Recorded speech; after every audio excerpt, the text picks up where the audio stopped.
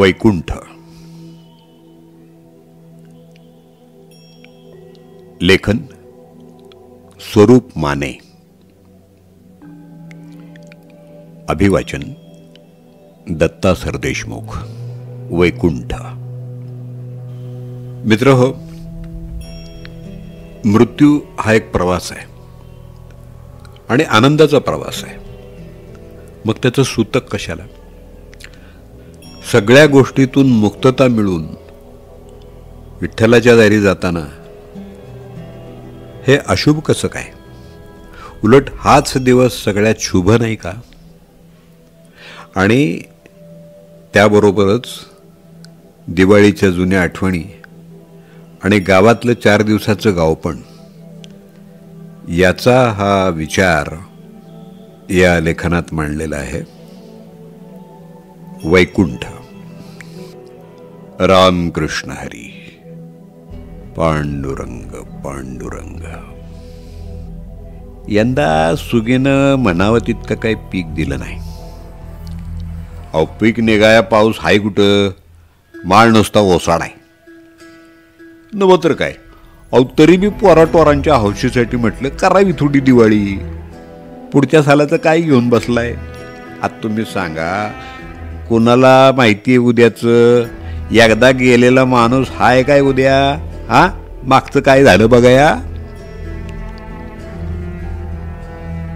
मी सारं शांत ऐकतोय, डोळे घट्ट बंद करून. पण हे आवाज माझ्या कानापाशी येतात आणि घुटमळत राहतात कित्येक घटिका. घटिका. वेळ मोजायचं नवं माप मी आत्मसात केलंय. म्हणे घटिकेनं मोजलेली वेळ मेंदूपेक्षा लवकर आत्म्यापर्यंत पोहोचते. असो, पण बंद डोळ्यांच्या पलीकडं मला सारं सारं दिसतंय. गणप्या कुंभार आपल्या चाकावर मातीचा गोळा टाकून त्याच्या नाजूक ओल्या पणत्या जन्माला घालून ती अर्भकं एक सारख्या ओळीत सारवलेल्या अंगणात मांडून ठेवताना तासेकभर त्याची माती कशी आणायची इतीपासून पणत्या विझल्या तर तेला सोबतीनच आथपर्यंतच्या प्रवासाची जन्मकहाणी ऐकून झाल्यावर तिथल्या नुकत्याच जन्मलेल्या 4 पणत्या नीट वाळल्या आहेत याची खात्री करून मी माझ्या विजारीत लपवतो आणि बाळू बुंदीवाल्याची गल्ली पकडतो. आम्ही जातो आमुच्या गावा, आम्ही जातो जातो आमुच्या गावा, आमुचा राम राम राम राम घ्यावा, आमुचा राम राम राम राम घ्यावा.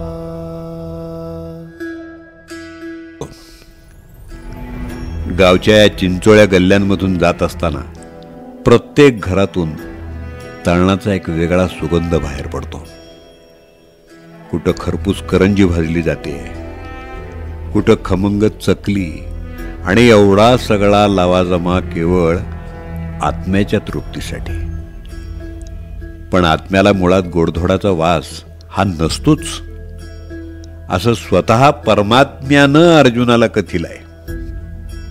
असं कालच कीर्तनात सांगणारे जोशी बुवा दाराआड बसून दातांनी लाडवाची परीक्षा घेत नातवाच्या पाठीत एक धपका ठेवतात. नेल्याच्या जीवाला गारवा नाही अजिबात. शाळेला सुट्टी पडली की ही वानरसेना हुंदडायला मोकळी. तृप्ती, मोकळीक, गारवा साऱ्यांचा अर्थ एकच असं सांगणारे बुवा हे तिन्ही शब्द 3 वेगळ्या प्रवृत्तीच्या कर्त्यांमध्ये वाटून टाकून एकाच वाक्यात वापरू पाहतात आणि गंगा सिंधू नर्मदेच्या खोऱ्यात पसरलेल्या ते अरब सागराच्या दक्षिणेला शक्य तितक्या टोकापर्यंत पोहोचलेल्या या कोटी शतसहस्त्र कोटी हिंदू बुद्धिजीवींच्या प्रगल्भ बुद्धीला उगाळून तयार झालेल्या अशा ह्या विश्वमान्यतेची अवहेलना करू शकतात यावर मी थक्क होतो. तसं पाहता तृप्तीबरोबर माझ्या संबंधांची जाणीव काही नवीन असल्यामुळं तिच्या केशपाशात माझ्या देहानंही काही मोगरे गुंफल्याचं स्मित चेहऱ्यावर येतं न येतं तोवरच दाराआडून बुवांचा आवाज येतो. देहाची ही कुणकुण बरी नव्हे, तृप्तीनेही केवळ आत्म्याचं मनगट पकडावं.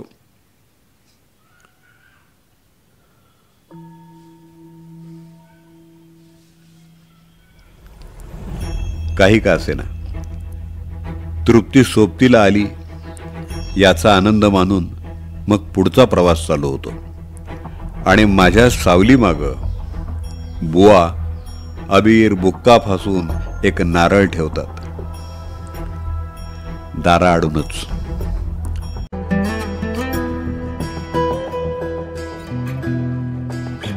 तुमची मुची हेची भेटी थोनिया जन्म तुटी आता सो द्यावी दया.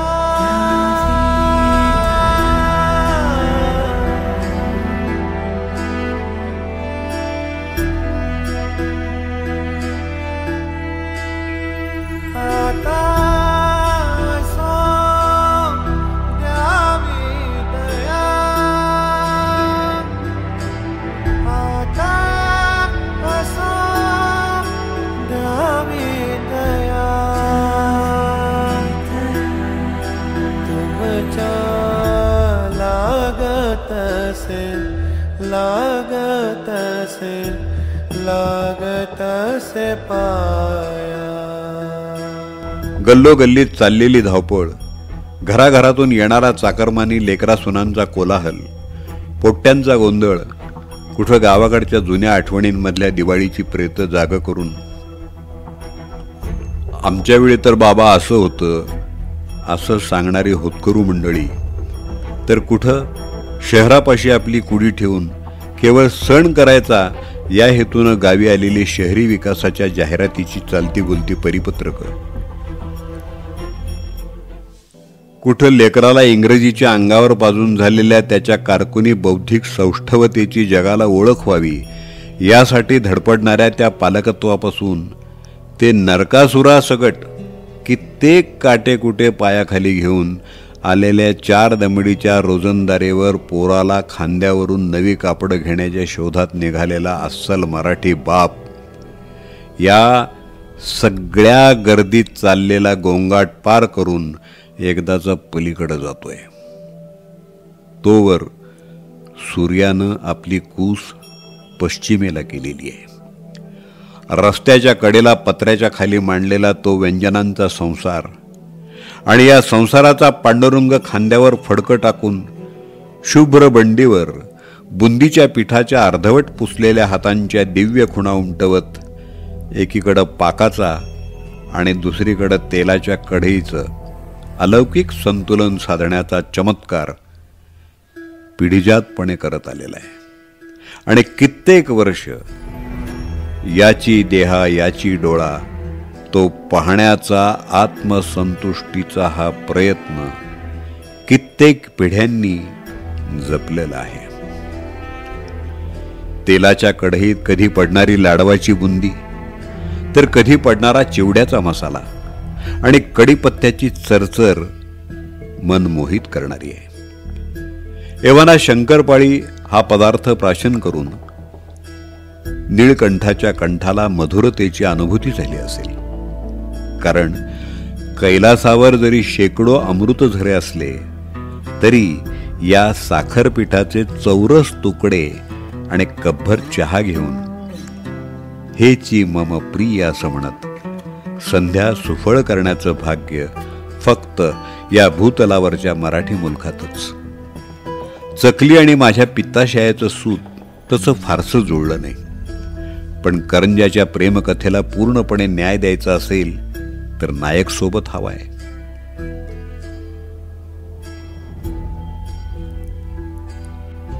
असो, कढलेल्या तेलात पाण्याचा थेंब पडावा आणि तेलानं आपल्या अंगभूत सामर्थ्याची जाणीव करून द्यावी, त्याप्रमाणे देह भानावर आला आणि देहानं उमऱ्यापार लांब लांब अगदी वेशीपर्यंत पोहोचलेला आत्मा अचूक ओळखला. देह सोडून हा प्रवास नवखा होता, तसाच आपलासाही. गावच्या याच वेशीवरून कित्येक कुटुंब गाव सोडून जाताना पाहिली. कित्येक पिढ्यांनी सीमोल्लंघन करताना डोळे तरारून भरारी घेतली, ती या घरट्यानं पर्क करूनच. वेशीवर वाढलेल्या या पिंपळाच्या पाराखाली बसून नजर गावाकडे टाकली तर देहाच्या भोवती उभ्या असलेल्या या संसारात सगळं काही झळाळून गेलं होतं. दिव्यांच्या झगमगाटात हे बाकी दिवसात स्मशान शांततेच्या अंधाराखाली गाडलेलं गाव पुन्हा जणू उदयाला आलेलं होतं. गावाबरोबर इथल्या म्हाताऱ्या कोताऱ्यांच्या प्रेतात नातवानं आणलेला 4 दिनाचा जीव वाऱ्यासारखा वावरत होता. सगळं सगळं डोळ्याचं पारणं फेडणारं. स्मशानातून बाहेर आलेलं हे गावाचं गावपण अगदी दृष्ट लागण्याजोगं होतं. प्राण तिथंच रात्रभर विसावला. जे काही नजरेला पडेल ते सुख म्हणून कवटाळायला. पहाटेची वाट बघत साऱ्या रात्री दिवाळीच्या आठवणी सजल्या. भूतलावरच्या साऱ्या आठवणींनी एकच घोळका करून आत्म्याच्या भोवती रिंगण धरलं.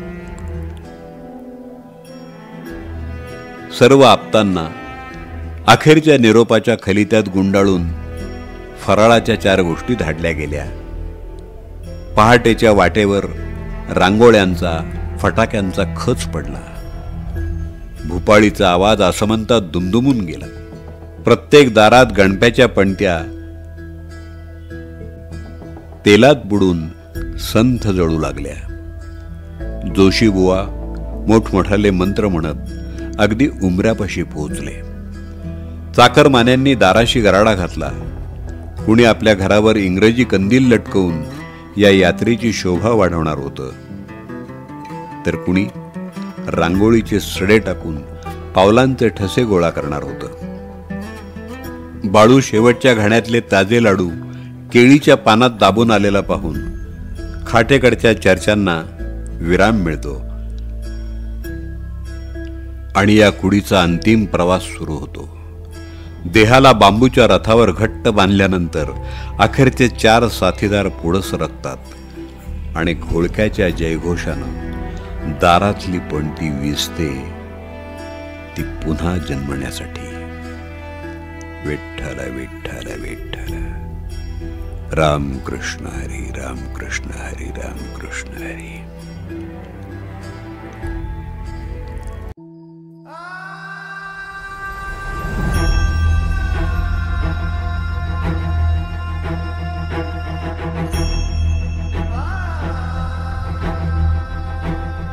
येता निज धामी कोणी,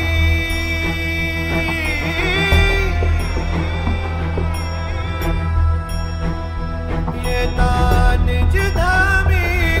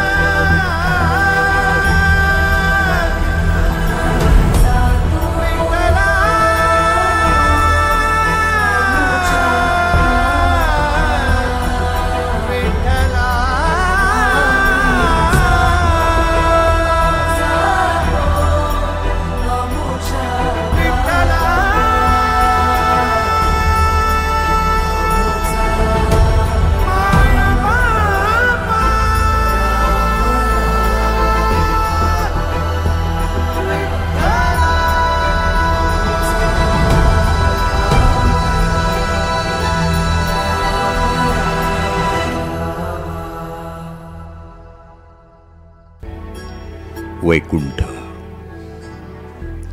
लेखक स्वरूप माने. अभिवाचन दत्ता सरदेशमुख.